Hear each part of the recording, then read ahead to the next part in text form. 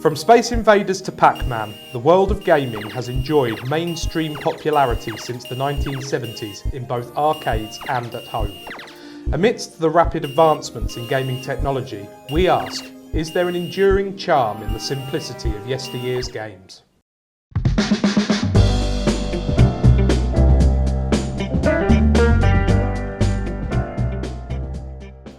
Hi, I'm Luke. And I'm Andy. And on today's episode of Out of the Box, we are talking about retro video games. We are. There's some at the front here, look. There is. Yeah. So before we get into that, some fun facts. Did you know the first true video games were created in the early 1950s? Well, I suppose that might have been when TVs first come around, so that makes sense. Yeah. Initially created as technology demonstrations.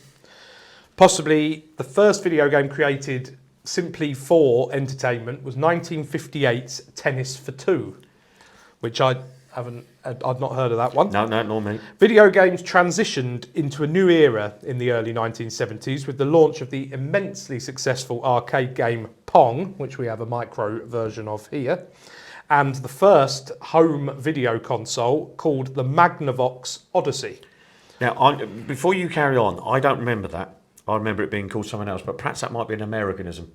Could well be an Americanism. Yeah, but anyway, carry on. Market competition led to a golden age of arcade games. It did. From the late 1970s to mid-1980s. This golden age includes popular titles such as Space Invaders, Pac-Man and Donkey Kong.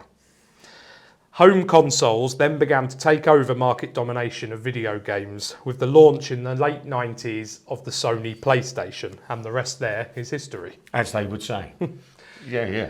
So basically, are the simpler retro games of yesteryear, are they more fun and enjoyable than today's big fancy games? Well, we're going to talk about some of our favourite games in a bit. Yeah. And it's interesting, being a child of the 80s, being 10 years old in 1980, and Galaga, which we were going to play later, that was kind of like a step on from Space Invaders. There was something quite youthful and charming about them. You fairly, within seconds, you kind of go, oh, I see, I've got to do this. And that's as complicated as it gets. Yes, definitely. Yeah. And they're quick fire. Yeah. The only purpose is to try and beat the high score, and that's it, isn't it? Well, I think the subtle difference as well is that you, the people who made those machines went in arcades. So it was about putting 10p's in. And it's about getting as many 10p's in that slot as possible. Absolutely. Yeah. So, yeah. So, just to answer your question, was it simpler? I don't think we're going to answer the question. I think because we're going to talk more. Yeah. Well, but it was simpler. It's it was. And I personally find a lot of joy in some of those old games. So Yeah. So, what are your earliest gaming memories? Well, for me, some people are watching here. We, as a kids, we used to go to Pontins. And you've been to the same place, and we've wrote it down here, but I remember that the arcade machines were between the main hall where my parents were having a drink and a dance, and the toilet where my dad would go, and they'd have a string of them there. And as my dad would have a few drinks, he'd come out and give us more 10p's to put in the machine. But I remember playing Galaga and one of the early racing games there, but they were good fun. And the one I spent to you, the one you don't see anymore, was the tabletop ones. You'd see them in social club bars, where you'd literally have a place for a drink there, and you'd play it like that, and your mate would then play it, and you'd play two-player. Yeah, Fantastic. Yeah, no, they are excellent.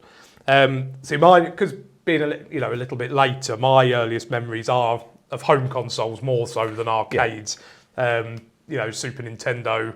With Super Mario. Well, the Mega Drive, and the Sega Mega Drive. Yeah. Sonic the Hedgehog. They're two that always stick in my memory, and they've lasted. They're both still around well, they've now. Made films of things like that. Yeah, they have. Favourite games? Well, favourite games. What, now and then or now? Or both? Either. Both. Right, I think back in the day, I used to play that Galaga, which we're going to talk about in a bit. I used to play that all the time. I love that one. Oh. That might be Shigeru Miyamoto from Nintendo. Oh, okay. Hello? Okay. Right.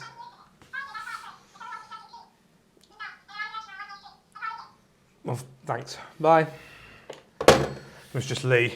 He said that he finds video games pointless and infantile, but he is a fan of playing Naked Twister.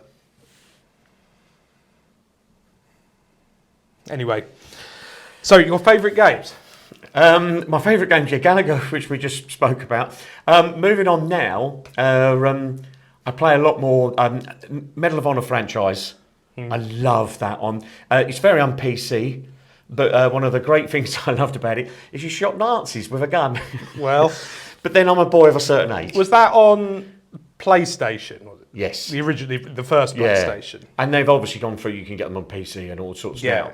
now. But the fact you had the little toggle thing and you could basically shoot a gun like this, you know, at Nazis, that's an awful thing to say. But it's kind of some of the appeal, that's kind of thing. Modern game, no, I love Red Dead Redemption. Yep. And 2 specifically. Yeah, Red Dead Redemption 2. Yeah.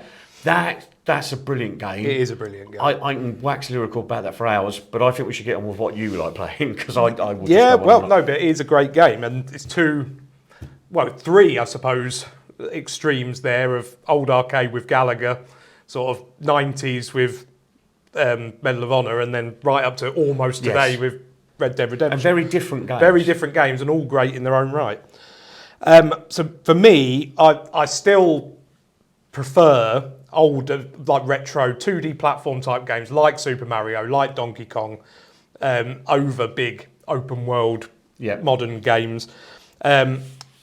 Another real favourite game of mine is GoldenEye on the N64, which is one I absolutely loved when I was a kid. The N64 brought in 4-player multiplayer. That was the first console to do it. And all my mates used to come round and, like, you know, we'd all play that. And your mum said that your living room would be full of kids all wanting to go. All wanting to go. But oddly, other than that, I'm not too bothered about shooting games, shoot 'em ups, if you like, apart from that one. And I also a big fan of the older racing games, like what we talked about before, the original Gran Turismo. Yeah, and that neatly, we were having a conversation about that. Gran Turismo, when I was at college, which is in the mid-90s, had just come through. So it's on, I think, the PlayStation 2. I can't remember what the first one. PlayStation. It was the first PlayStation. But what was interesting and brilliant about that, you literally put the disc in, you pressed it on, it would fire up, and within probably a minute, you choose what car you wanted to think, and then you spend the next kind of 10 hours, especially at college, playing against your mate. Yeah. And I think this is where you talk about the simplicity of some games, which is where that's good fun, because it's more about you having little challenges with your mates. Yeah, and I like playing those games against the person I'm in the room with. So is it more social with you, do you think? Yeah, with those kind of games, yes, like racing games. So I wanted to sort of briefly touch on, there seems to be a bit of a modest resurgence in the appeal for retro gaming. Okay. With sort of old games getting re-releases on modern consoles, but also with arcades. There's a few retro arcades that are popping up across the UK. Yep. I went to one with my children in Milton Keynes called the Pixel Bunker, and it had like a lot of the old classics. It had Pac-Man, Space Invaders, Galaga, Donkey Kong, all restored and without the need to put in your money each time. You know, you just paid an entry fee and you could, you know, use them unlimited. Yep. And and it is great. It's fun. You know, you just go from game to game and you think, oh, I'll have a go on each one. You did probably 10 minutes on some of them, a bit longer on others if you really like them. And it's quick fire, and it's definitely worth a visit for those out there who are fans of the retro gaming. I don't know if this is down to the huge popularity of the TV show Stranger Things, which a lot of it is set at an arcade in the 80s. Yes. And that's kind of inspired an appeal in the retro, like. But it's retro in the same way that, I don't know, like we like old Adidas trainers.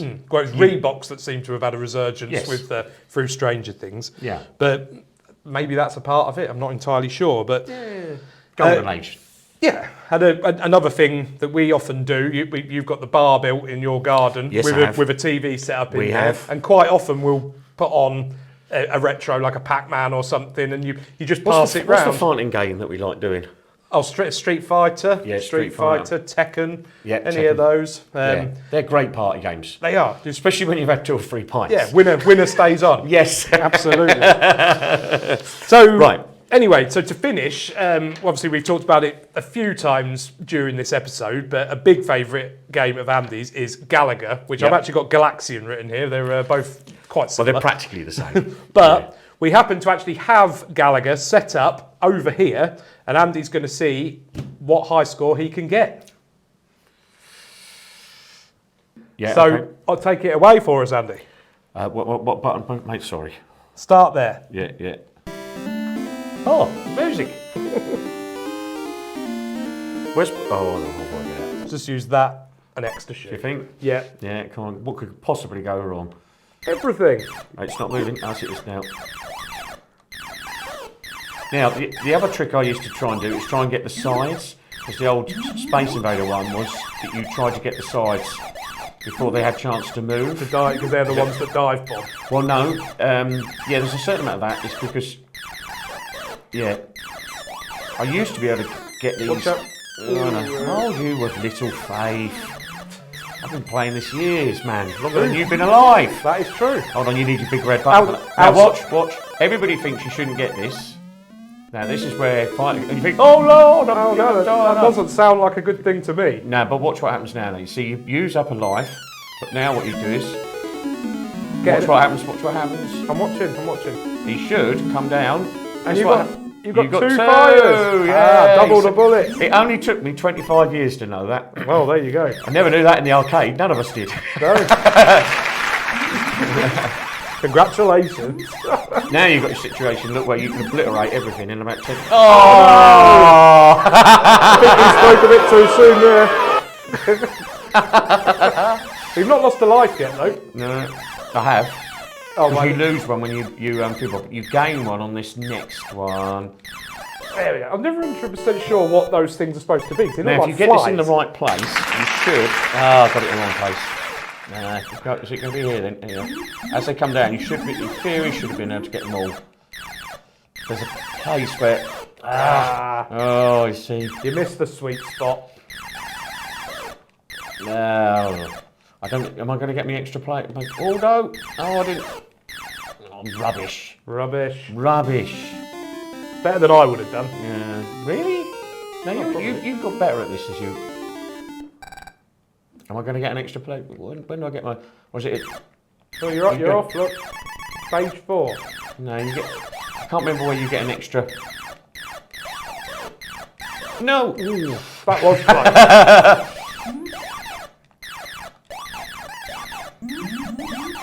The trick with this game as well is to not get hit by the missile. One more to go. No! That was terrible at the end there. You panicked. Oh. Yeah.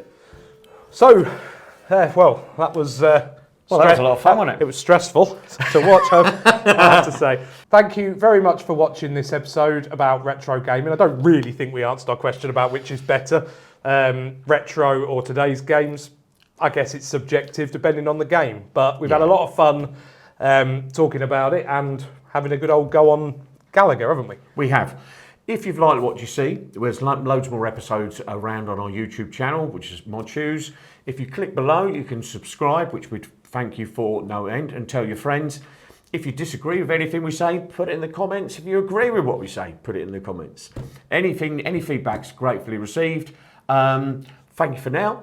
We'll see you again next time. See ya. Bye-bye. Bye.